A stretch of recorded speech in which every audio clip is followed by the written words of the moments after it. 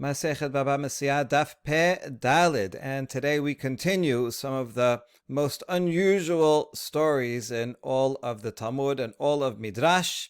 We were talking about these two sages, Rabbi Elazar, the son of Rabbi Shimon Bar Yochai, and Rabbi Ishmael, the son of Rabbi Yosef.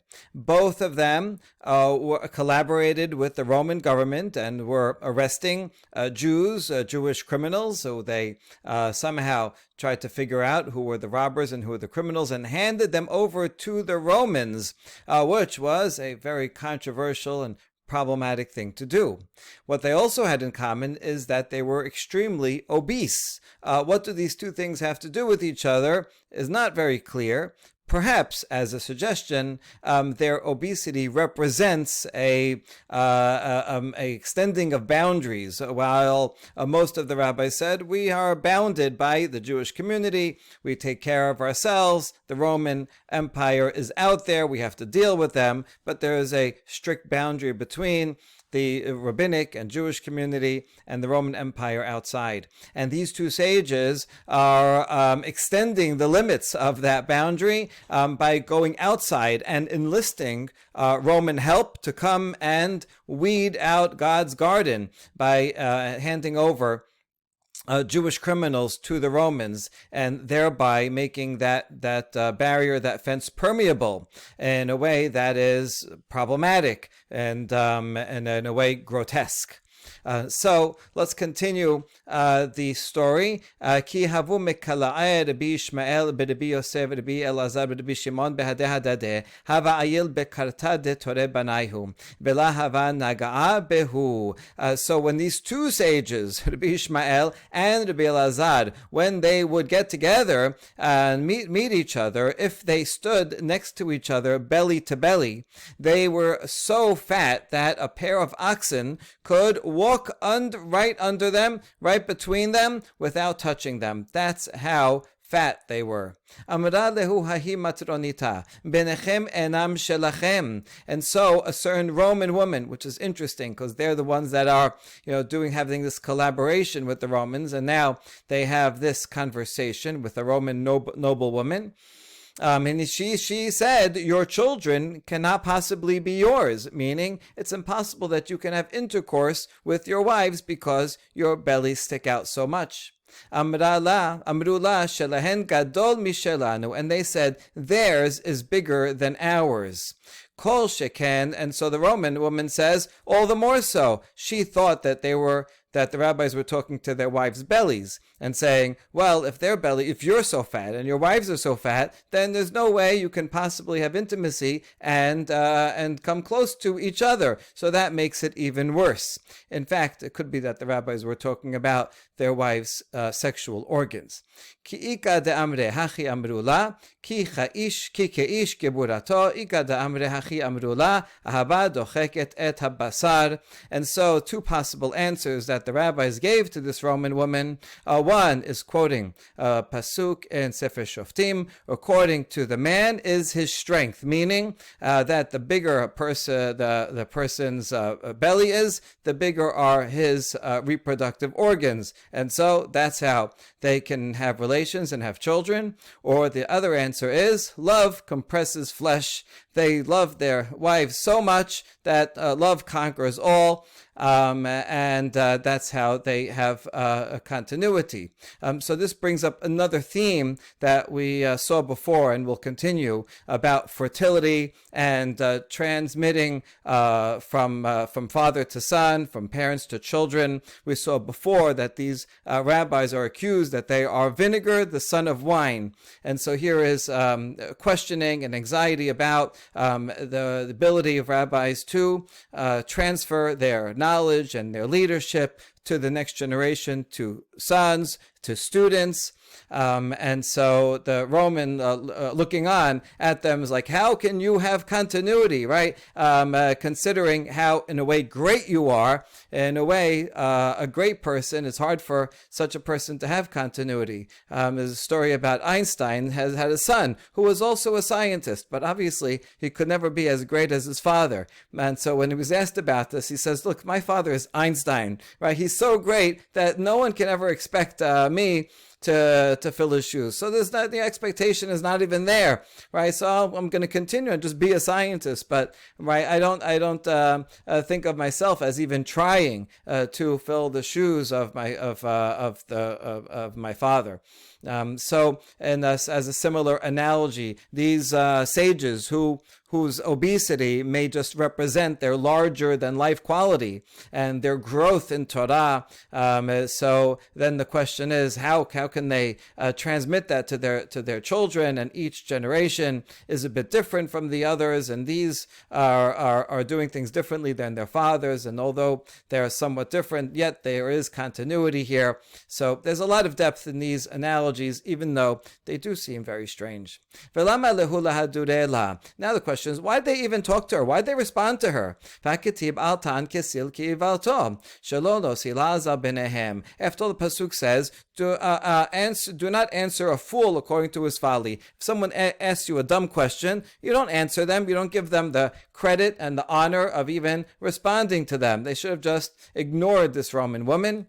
But they did, because they did not want there to be her to cast aspersions on the lineage of their children. She'll go around and say, see, their children are not really theirs, and cause problems. And so therefore, in order to protect the reputation of their children, so they did give her an answer. So again, here you see that kind of anxiety about fertility, and in a way, the great obesity is a sign of fertility and possibility of gaining many children, students, and so on. And that we see in the next a most unusual discussion. Amar Rabbi Yochanan, Ebred Rabbi Ishmael Rabbi Yosef Kehemet ben Tesha Kabin. So Rabbi Yochanan reports that the reproductive organ of Rabbi Ishmael son of Rabbi Yosef was the size of a jug that could hold 9 kav.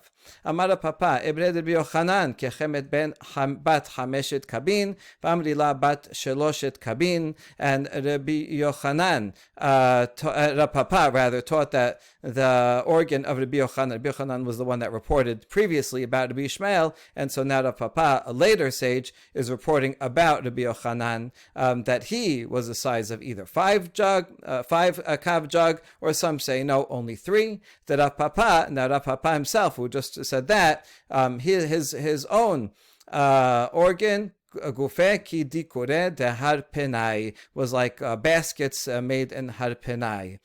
So here also, it would be strange to take this literally. What does this mean? Why are they comparing their sizes? How do the later rabbis even know this? So this could be, again, a symbol of their productivity, fertility, the greatness of their Torah, that they taught so much, how much they have to give, and so on. Amar Rabbi Yochanan, Ana ishtayeri mishapirei Yerushalayim, Haiman deba'e mechaze shufre de Rabbi Yochanan, naite kasa de chaspa mibe silke, un milyeh par si daya de rumana sumaka, nedar le kelila da devarda sumaka lefume, venotbe ben shimsha letula, hu zahore me'en shufre de Rabbi Yochanan. Or we mentioned Rabbi Yochanan here, in this section. And now we continue. Rabbi Yochanan says about himself, I am from the beautiful people of Yerushalayim. I am the remnant of these very handsome, beautiful people. And if you want to see something, the Gemara now says, Rabbi Yochanan just said that. Now the Gemara says, if you want to see something that is similar to the beauty of Rabbi Yochanan, here's what you should do. You bring a new shiny silver goblet, a new one that was just made from the smith, fill it with red pomegranate seeds, and put a diadem of red roses on the lip of the goblet, and put it between the sunlight and the shade, this beautiful, like, still life picture. And you think of the colors and the shine. That luster, that shine, is just a semblance of Rabbi Yochanan's beauty. That's how beautiful he was. Again, physical beauty, spiritual Torah beauty. All these themes are mixed in one here.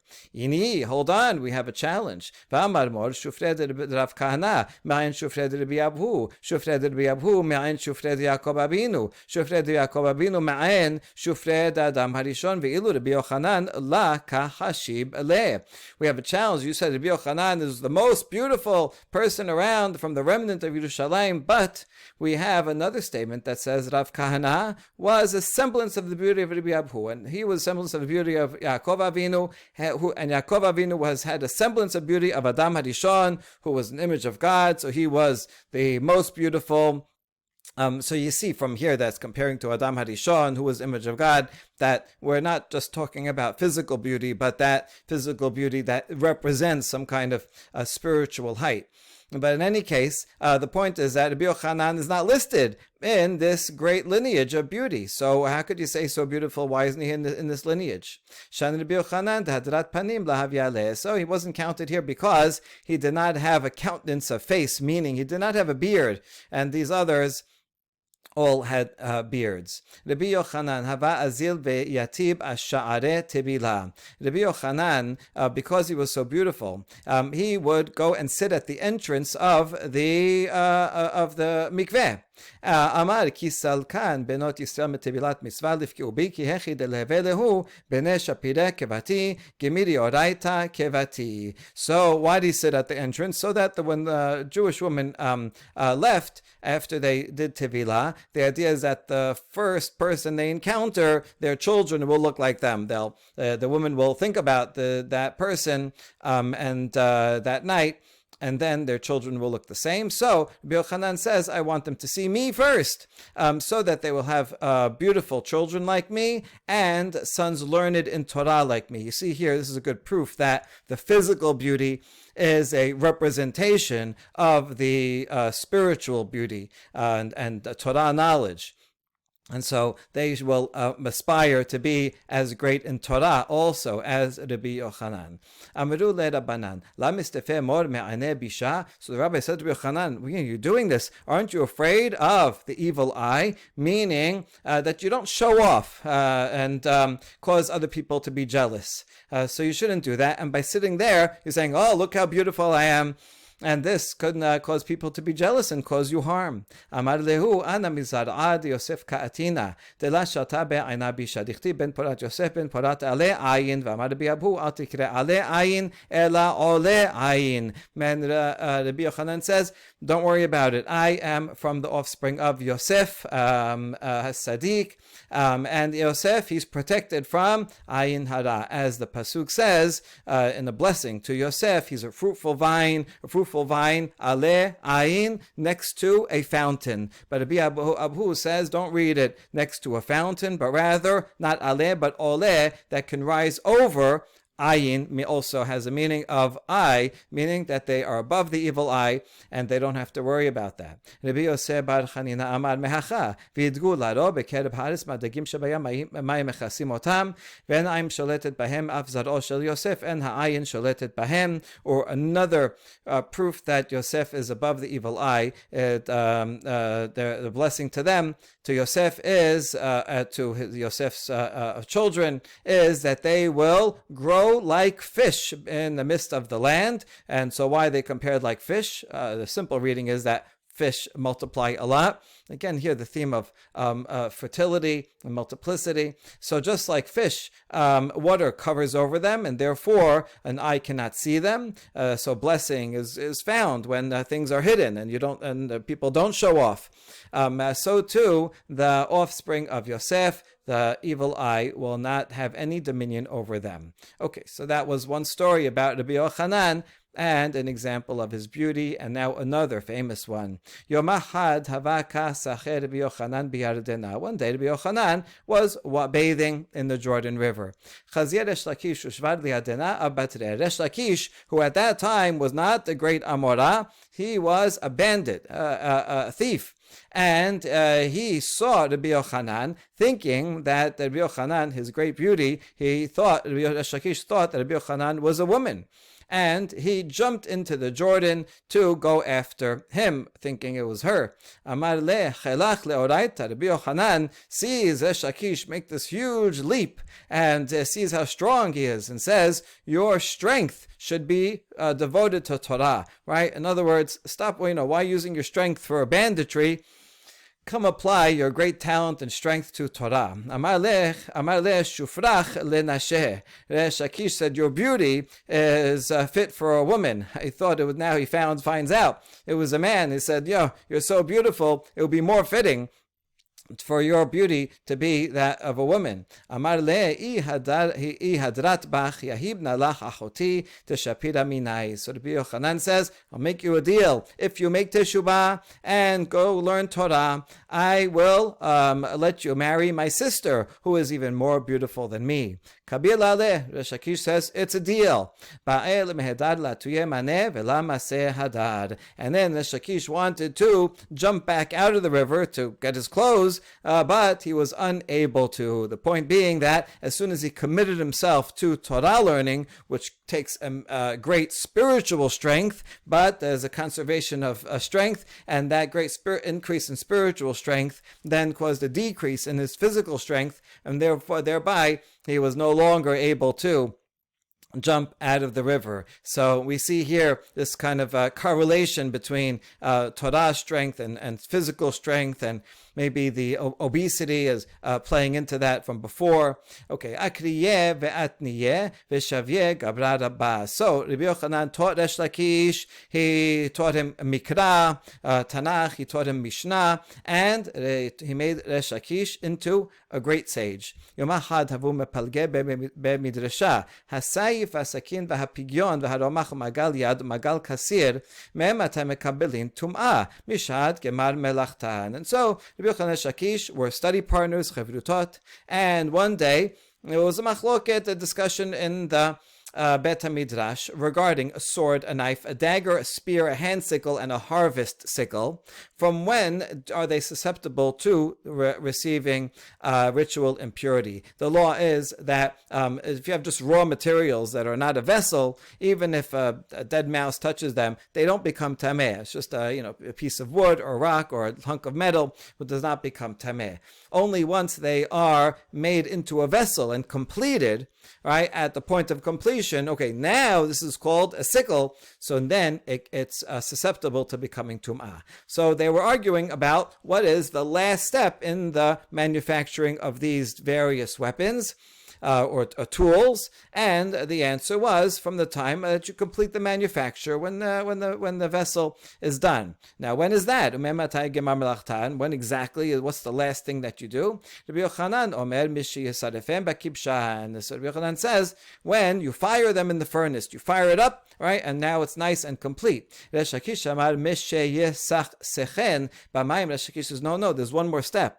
After you heat it up in the fire, to make it really strong, you have to dip it into water, into cold water, and that solidifies it and makes it very strong. Amar le lista'a belistayute yada. Rabbi Yochanan said, a bandit knows his banditry. Resh Lakish, right? You remembered your old profession, and you know your knives because you used to be a bandit. Now, it's not clear what Rabbi Yochanan meant by this. Maybe he was saying it in a joking way or in a positive way, like, see, your banditry from the past turned out to be useful for Torah study. A good point you make that you make. Kind of a chazak u'baruch. However, we saw before that ona'at devarim is you don't never tell a Baal Teshuvah, remember those terrible things that you used to do, and just bringing that up. Remember how you used to be a bandit.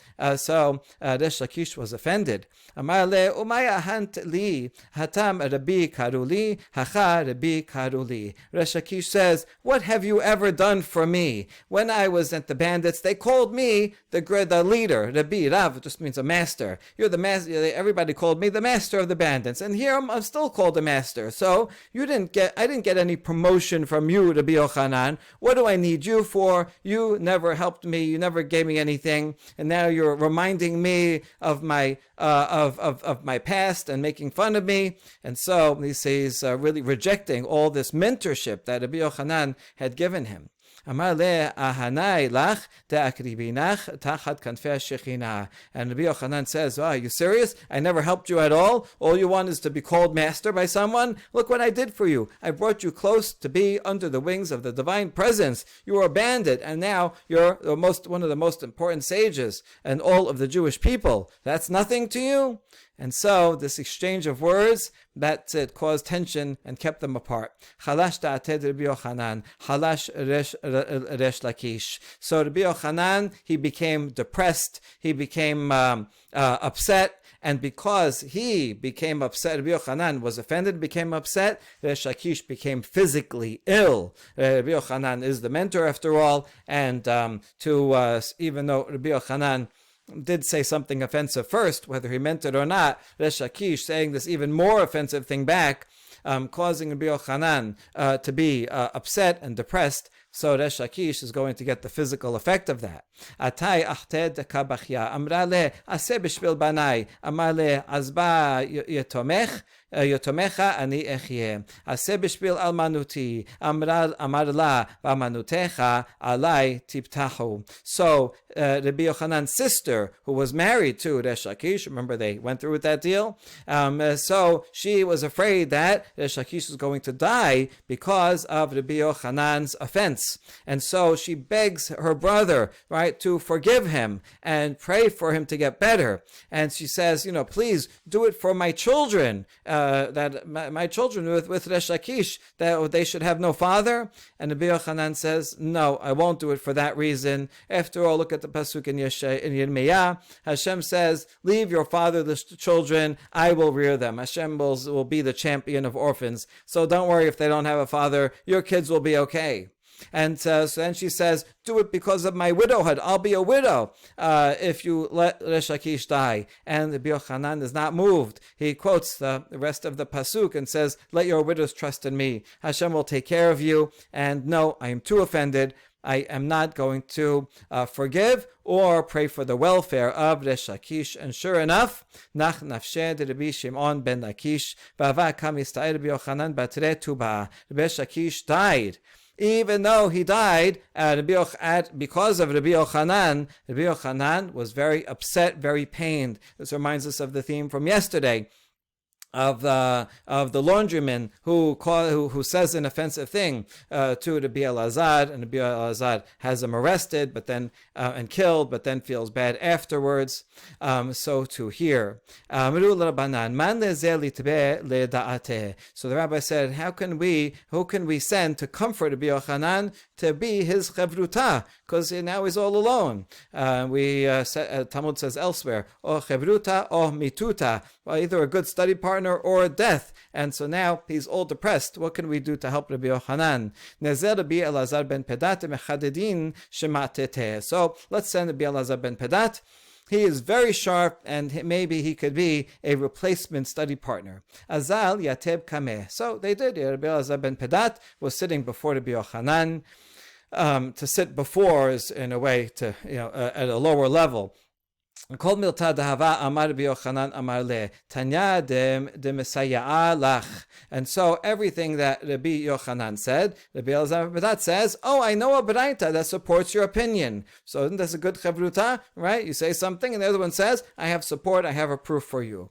Amar at kebar lakisha, bar lakisha ki hava amina milata hava maksheli asrin va'arba koshiyata umefarkina le asrin va'arba'a peruke umimela ravha shema'ata ve'at amar tanya demesaya lach atu layadana de shapir ka'amina. And so Rabbi Yochanan said, are you like about the son of Lakish, like Resh Lakish, right? What would Resh Lakish do? Whenever I would say something, he would challenge me with 24 questions, and then that prompted me to have to think of 24 answers. And because of his challenges, that rose, it was like two knives that sharpen each other. And his challenges forced me to find new answers. And through that, the halacha would be broadened, would be clarified, would be extended. You get the sense of the growth of Torah that may be again, symbolic of what we talked about last time, of these obese rabbis, that physical growth and the spiritual growth of Torah itself, that in every generation they're quoting the previous but challenging, and through challenging, actually, then there's gaps, then they have to force to provide answers, and through that, Yagdil Torah v'yadira, Torah grows and is glorified. So that's what I wanted in a Chevruta, someone who will challenge me. You don't do that at all. Every time I say something, you bring a Baraita that supports me. Don't I know that what I say is already beautiful? Right, Shapir, again, this word, beautiful, being applied to Torah, not just to Rabbi Yochanan himself, right? I already know that I am saying good things. I don't need you to tell me to be a yes man. I need a Chevruta who will challenge me, and there's no one that can do that anymore. Havaka azil v'kara maneh v'kabache v'amar hecha at bar lakisha hecha at bar lakisha v'avaka savach ad deshafta atemine ube'u rabanan rachameh aleh v'nach nafsheh. And so he was walking around, and he would tear his clothes and cry out and say, "Where are you, the son of Lakish? Where are you, the son of Lakish?" And he screamed until his mind was taken from him, meaning he went insane. He couldn't function anymore. And the rabbis prayed to Hashem to have mercy on him and take his soul. We learn from here, by the way, a different thing, that of course we always pray for a person to get better, but there are some points at which there's no hope, and then you can pray, Hashem have mercy, whatever Hashem's will is, and that's what the rabbis do here. And Rabbi Yochanan died. Afilu hachi lo samach Rabbi Elazar beRabbi Shimon adate. Now that's the end of that story, and now that was like a long tangent about the beauty of Rabbi Yochanan, and now we're going back to Rabbi Elazar beRabbi Shimon. Remember how he would catch thieves by interviewing them in the tavern in the morning. And one time he arrested a laundryman, and he thought it was a mistake. It turns out he was a real lowlife, and he did this test of taking out his insides, and there also that test of, we want to make sure he has integrity, that he's everything he's doing is right. He patted his stomach to say, I trust my gut feeling, but paradoxically, the test of that was to actually to cut open his stomach and take everything out, and that really breaks the boundaries between what's inside and outside, Jewish and Roman, right and wrong, a person's external, what they seem to be like and who they really are, and so on. Okay, after he did all that, even though his flesh that he took out was in the sun and didn't decay, still he was not totally satisfied, and he had anxiety about, is he doing the right thing? Kabir ale isure, and so he accepted upon himself afflictions. He would pray for and bring upon himself physical bodily afflictions in order to atone for any possible mistakes that he made. Be'orta havu maichi la shitin namte lesafra negde metute shitin meshichle dama vechiba. And so he would, at night, he would spread out 60 felt bed coverings for him, and in the morning, even though he had all these felt coverings and mattresses, he was bleeding all night. He had maybe sores and boils all over his skin, and his body was exuding all this stuff, and they would remove 60 basins of blood and pus from underneath him. So really a grotesque scene here. But showing how much he was pained, and he wanted to have this pain to atone for the possibility that maybe he caused some innocent and righteous people to be arrested and punished.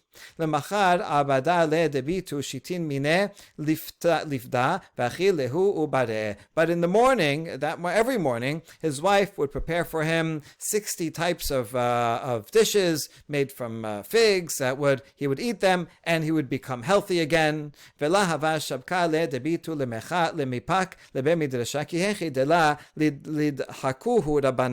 And even though now he was healthy in the morning and he was able to study Torah, his wife would not allow him to go to the study hall, so the rabbis wouldn't push him too much, and because he was not so healthy, and so she didn't want him to overextend himself, and so he remained in isolation, and would then study by himself during the day, and at night he would be in pain. And this was his planned schedule. In the evening, he would pray and say, "My brothers, my friends, come," referring to his pain. He was happy to get this pain so that it could atone for his possible sins. In the morning, he would pray and say, "Pains, suffering, go away, because otherwise I can't learn Torah." So that way he had a pain Torah balance. Yomahad shema'a debitu. So one day his wife overheard him making these prayers. Amrale at ka maitit lehu ilavech kilita mamon shel bet abba. She thought that these are, too bad he's getting these diseases. What can we do? And so she would do everything to help him out. And now she said, "Oh, you're praying for these, bringing them upon yourself. You know how much money I have to spend on your medical care, on these mattresses, and all the food that I have to give you in the morning, and the medications and all that. Where is it coming from?" She had money that she brought into the family from her father's home, and she's spending all that money. She was happy to do so beforehand when she was taking care of her husband who has this disease, but now she says, "You are purposely praying that you should get these diseases and causing all this trouble, and my family has to pay for it." So she rebelled and says, "I'm out of here." And they separated. She went back to her father's home, and now he had nobody to take care of him.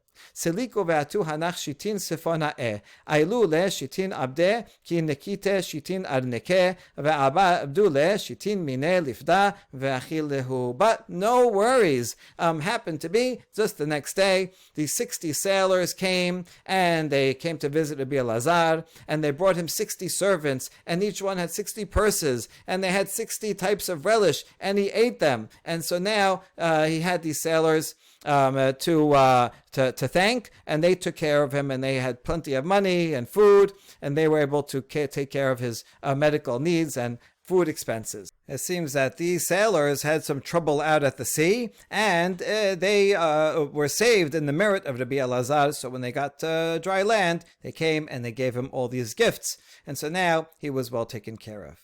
Yoma had amra la librata zili baki ba'avuch ma'ika avida idana. Oh, one day Rabbi Elazar's wife told their daughter, "Go and check on your father to see what he's doing." And even though she left, she still cared about him, and she couldn't stand what he was doing, and she protested and walked out. We understand why she did that, but she still wanted to check on him, so she sent her daughter. Atya amarla zili amri le'imech shelanu gadol mishelahem. So she comes and says, "Dad, no, Mom's asking about you. What should I tell her?" And he said, "Go tell your mother that ours is greater than hers, meaning I am now richer than she and her family is. I'm taking care of myself from the benefit of these sailors." Kariya nafshe hayta ke'oniyot socher memerchak tabi lachma achav v'shateh ubare nefak lebe midrasha. He applied to himself the pasuk from the paragraph of Eshet Chayil,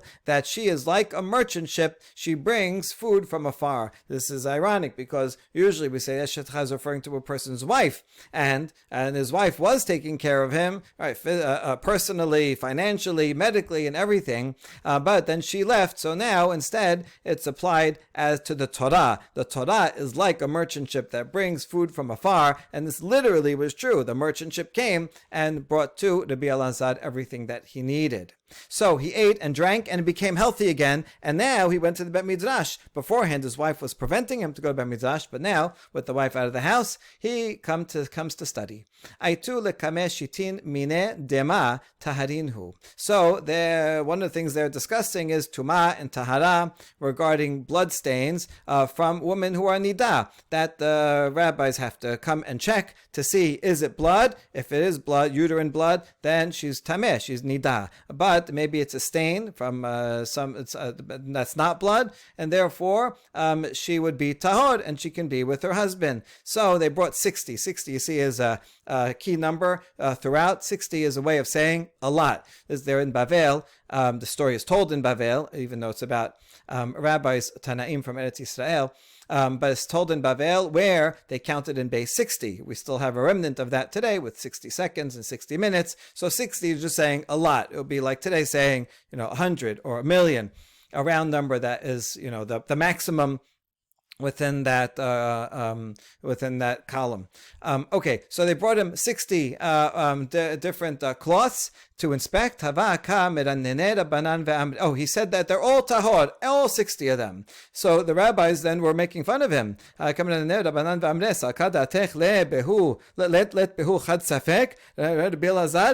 have not even one doubt.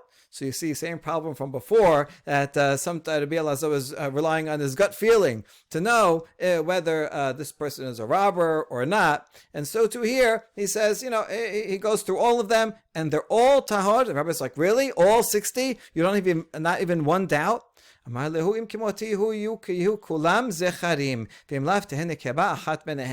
Elazar says, I'll do a test. This one is not as invasive as the one before. And he says, if I'm right, all these women will be with their husbands because they're tahor, and they will get pregnant, and they will all have masculine children. And if not, if there even one girl is born, then I'll admit that I'm wrong. And sure enough, all of them were boys, and they named these kids after Rabbi Elazar. After his name, they were all called Elazar. Tanya, Amar Rabbi, Kama Pirya v'Ribya bitela resha'a zo meYisrael. And so Baraita says that Rabbi Yehuda Nasi said, how much procreation, fertility, did this evil woman prevent in Israel? Meaning the wife of Rabbi Elazar, because she prevented Rabbi Elazar, the son of Rabbi Shimon, from coming to the Bet HaMidrash, and he was not there to rule on the other cloth stains that came on other days, and the other rabbis were not as proficient to be able to. It's easy to say it's tameh, it's blood, it's no good. It takes a lot more greatness and knowledge and insight to understand how it could be tahor. And because he didn't come to the Bet Midrash, so all those women were prohibited to their husbands and didn't have children. And so now, see, he comes to the Bet Midrash. So why did he come? Because she was protecting her husband, or she was embarrassed from her husband. Going and being seen in public, whatever the reason is, that caused a lack of piru urvu. We see here again this theme of fertility, procreation, of passing on to the next generation, right? Vinegar of son of wine, are you worthy to be your father's son? Will you be able to pass it on to the next generation, and so on? Ki hava kanicha nafshe, amar la debitu, yadana b'drabanan deretichi alai, v'la mi asiki bi shapir. So when Rabbi Elazar, son of Bishman, was dying, he said to his wife, I guess they got back together, I know the rabbis are angry at me. Remember, the whole thing with arresting the thieves, and they still they're not so happy with me, and therefore they are not going to properly bury me. I know this. Oganin be'elitai vela tidchalin minai. Therefore, here's my last request, my wife. I want you to lay me down up in the attic, and don't be afraid of anything. Don't be afraid that anything will happen to my corpse. Don't bury me. Just leave me in the attic. Amar Rabbi Shemuel bar Nachmani, Ishtaya'a li imeh de Rabbi Yonatan, v'de ishtaya'a la de bitu de Rabbi Elazar v'Rabbi Shimon, la pachut mitemanesere v'la tefe me'asin utren shenin ognite be'alita. And we have a tradition of Rabbi Shimon bar Nachmani, who said that Rabbi Yonatan's mother told me that the wife of Rabbi Elazar, the son of Rabbi Shimon, told her that this wife, we just called it Asha, but now she seems to be very good and very important, that she laid the husband, her husband, up in the attic for not less than 18 and not more than 22 years, somewhere between that. We don't know exactly, but he was up there for a long time. Ki hava salikna me'ayenana le b'mazyeh. So the wife also said, I would go up to the attic and I would check his hair, and any time a hair fell out, ki hava mishtameta binita mine hava te dema, I saw that blood would appear. In other words, that even though he was dead, the corpse was still vibrant. It did not rot, to the extent that the blood was still circulating. If a hair fell out, then there would be blood there. Yom Ahad hazai rihasha deka nafik meune halash datai. And the wife is continuing to report, one day I saw a worm coming out of his ear, and I became very depressed because I see now the body is going to decompose. Beforehand, it was all full of blood, and the organs and the flesh was not decomposing. Now, if a worm is coming out of the ear, it's not a good sign. Maybe it's all full of worms inside. In the olden days, they thought that worms spontaneously are generated from inside of a rotting thing. It hazi li bechalma amar li la midihu yomahad shemai beziluta desubam rabanan vela mechai kedeba'e li. But then she continues to report, my husband appeared to me in a dream and said, don't worry about it. Don't worry about that worm out of the ear. It's not a sign that I'm decomposing. Rather, this is a punishment, because one day I heard Tamid Chacham he was being insulted, and I didn't protest and said, hey, don't say that, and I should have. So because I heard this Lashon Hara and I didn't say anything about it, this is a punishment for that. So yes, I deserve that, but don't worry, the body is not decomposing. Ababa. Amar mor milete, umor milete, nafe kala meilite, ve'amar ish peloni ata chayav, ish peloni ata zakai. While Rabbi Elazar was up in the attic, if two people had a dispute, they would come and stand in the doorway of their home, and one would give his side, and the other would give his side, and a voice would come from the attic and say, you are guilty and you are innocent. So Rabbi Elazar, he was able to have influence and continue to teach and judge even after his death. Yom Ahad havaka misneya min seya debitu behade sheba beta.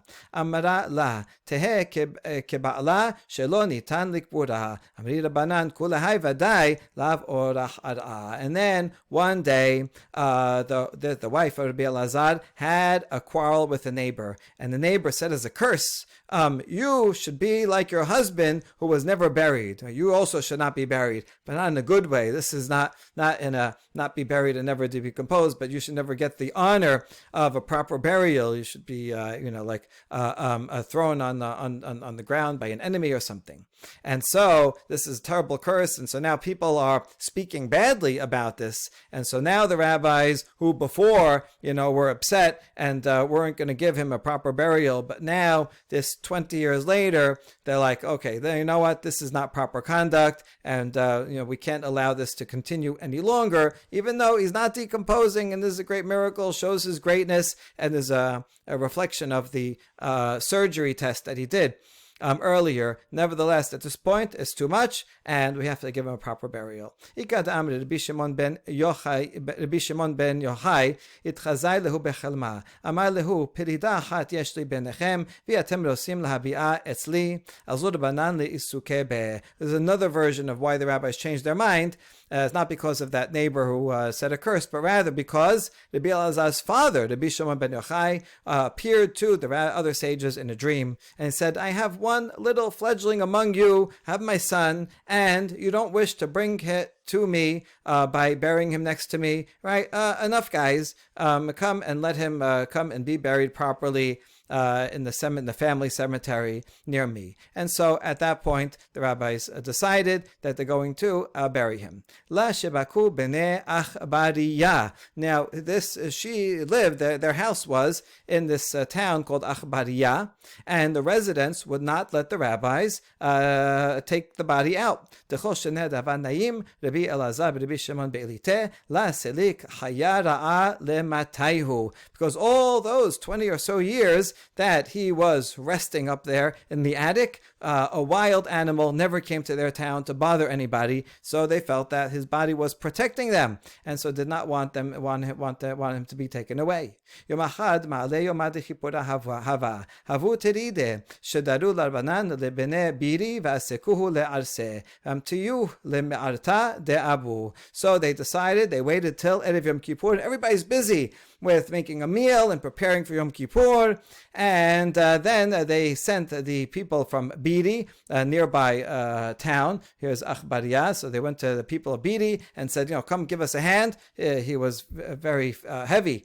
And so they took his beer and brought it to their father's burial cave. Ashkachu la'achna dehadra la lema'arta. Amru la, achna, pitri pich ve'ikanes ben esel abiv patach lehu. So they brought it to their family cave, and they found that there was a snake encircling it with its tail and its mouth as a lock, and wouldn't let them in. And so they said, "Snake, oh snake, open your mouth so a son can come and join his father." And sure enough, it opened up. This scene brings the story full circle, you might say, in that before he was accused of being vinegar, the son of wine, Rabbi Elazar, compared to his great father, Rabbi Shimon bar Yochai. But now they come, and the rabbis themselves, who originally didn't want to bury him, now they say, let the son come and be buried with his father. So they're recognizing that Rabbi Elazar is in fact worthy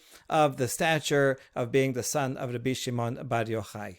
שלח רבי לדבר באשתו, שדחה לה, כלי שנשתמש בו קודש, ישתמש בו חול. Now after Rabbi Elazar died, Rabbi Yehuda HaNasi went and sent a message to the wife of Rabbi Elazar. She's a widow now, so Rabbi wants to marry her.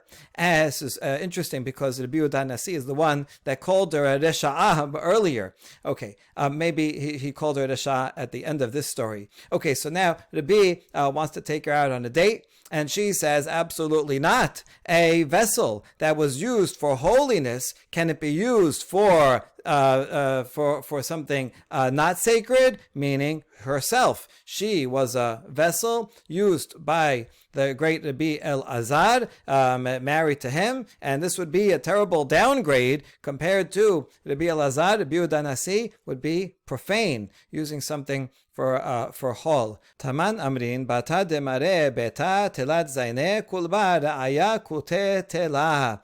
In the Eretz Yisrael version of the story, they quote a folk saying that says, in a place where the master of the house hangs his sword, should the contemptible shepherd hang his basket? Right? You have the master of the house has a special hook, special place where he puts his thing. Can the lowly shepherd then use that same hook for his little basket? And the same idea, that the master of the house, that's Rabbi Elazar, and he was married to, Mesia married Rabbi Elazar. That was great. Is it worthy that now, instead of the master of the house, a lowly, contemptible shepherd, meaning you, Rabbi Yehuda HaNasi, should now use that same hook? Shalach la nehide betorah gadol mimeni. Al ma'asim tovim mi gadol mimeni. Rabbi Yehuda HaNasi wants to defend his honor and says, no, I am worthy. It's true, I admit that in Torah your late husband was greater than me, but in good deeds, was he greater than me? So I'm better in a different way. So come on, go out with me. שלחה לה בתורה מי הגדול ממך לא ידענה במעשים ידענה דהה קביל עלי ייסוריה. She says, listen, I don't know how to compare the Torah. If he was greater than you, maybe not, but I do know that regarding good deeds, deeds in general, I know that he was greater because he accepted upon himself afflictions. For what? Afflictions for perhaps arresting the wrong person when he was, after all, just trying to clean up the criminals from within God's garden. But Torah maihi. So now we ask ourselves, in what way do we know that Rabbi Elazar was greater than Rabbi Yehuda HaNasi in Torah? They were contemporaries, and as we're going to see, they were both students together in the yeshiva. Techi havu yatve Rabban Shimon ben Gamliel v'Rabbi Yoshua ben Korcha asaf saleh. Yatve kamai hu Rabbi Elazar v'Rabbi Shimon v'Rabbi Ar'a. When Rabban Shimon ben Gamliel, he was the Nasi, the father of Rabbi Yehuda Nasi, and Rabbi Yoshua ben Korcha, they were sitting on benches when they were teaching and studying Torah. And at that same time, these younger people, Rabbi Yehuda Nasi and Rabbi Elazar, Rabbi Shimon, and Rabbi Yehuda Nasi, so Rabbi Elazar, that's what we're talking about, they were sitting on the floor because they were younger and less advanced students. Makshu mefarku. Nevertheless, these two young students sitting on the floor, they would ask questions and they would answer them, showing how brilliant they were. So the rabbi said, we are drinking from their words, we're learning from them, and they're sitting on the floor, and we're sitting on benches. It's not right. So they promoted them, and they made benches, and now Rabbi Elazar and Rabbi were sitting on the benches. Amar lehen Rabban Shimon ben Gamliel, perida achat yesh li benechem, v'atem bakshim la'abeda hemeni. And then Rashbag, who was the Nasi, didn't like this promotion. He says, I have one little fledgling among you, and you're going to destroy it. We had the same phrase before about Rabbi Elazar. His father, Rabbi Shimon bar Yochai, said, bring him, let him be buried. But here it's Rashbag saying it about Rabbi, and he's worried if you're going to promote him at such a young age, then he is not going to try hard. He's going to go to his head, and he's going to think that he knows everything. Right? Better to leave him down, leave him humble on the floor, so that he's not ready to be promoted yet. He's too young, so that he'll be humble, he'll be thirsty, he'll learn more, he'll strive further, and he won't cause jealousy from those around him. So you see here again that anxiety about transmitting from father to son, right? Will the transfer of Torah knowledge and rabbinic leadership be successful to the next generation? And you can't go too fast, you can't go too slow, and so it's very complicated to be able to do this successfully. So they listened to Rashbag. Achtuhu l'Rabbi. So the Rabbi said, sorry, go back down on the floor. Amar lehen Rabbi Yoshua ben Korcha, mi sheyesh lo av yichyeh, mi she'en lo av yamut. So Rabbi Yoshua ben Korcha said, well, if someone who has a father to protect him, he will live, and someone who doesn't have a father will die. No, he was the other sage on the bench, but Rabbi Yoshua's father, Rabbi Shimon ben Yochai, was already dead. So he says, well, who's going to protect the future of Rabbi Elazar, right? So now he's going to get promoted, and he's going to arouse the jealousy of everyone, and he's going to be seen as being haughty and that won't be able to grow in Torah as much as he could. So Achtu Nami Rabbi Elazar, Rabbi Shimon says, okay, you're right, and they put them both back down on the floor. Chalash ta'ateh. So now Rabbi Elazar, he became depressed. It's never good for a rabbi to be depressed. Amar ka hashbitu la le kevati. Oh, what? They think that I'm the same as Rabbi Yehuda Nasi?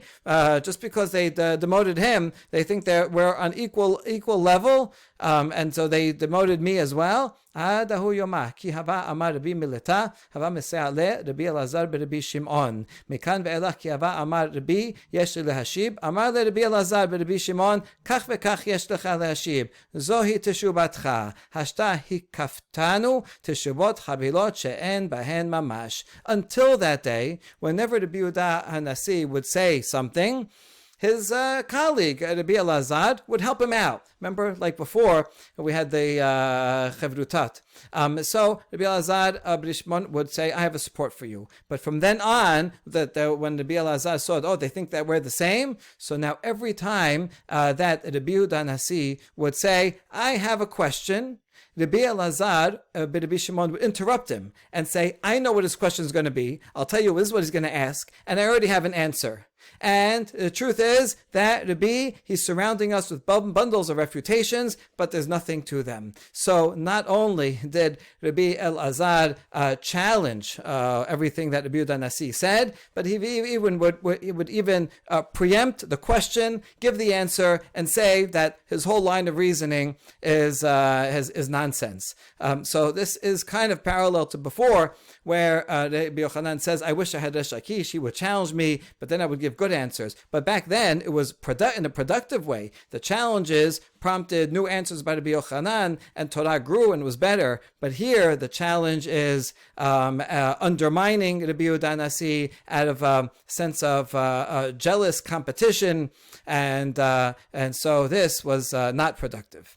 Halash da'ateh Rabbi, and so now Rabbi Yehuda Nasi, he was depressed. Atamar le'abu, so he goes and tells his father, look what he does. I try to give a question, and he interrupts and gives the answer and says my whole line of reasoning has no substance. Amar le beni al yera shu Ari ben Ari v'ata Ari ben Shu'al. And his father Rashbag says, don't let it upset you. After all, he is a lion, the son of a lion. His father was Rabbi Shimon bar Yochai, and so he was able to study. They were in the cave together, Rabbi Elazar and his father, for 13 years. And so his father, he has a great lineage, and he was able to learn all that Torah, and that's what makes him such a ferocious and great Torah scholar. But you are a lion, only the son of a fox. He's being humble about himself, that I could not teach you as much as his father could teach you, and therefore it's not about you, right? It's just is about your lineage. He just has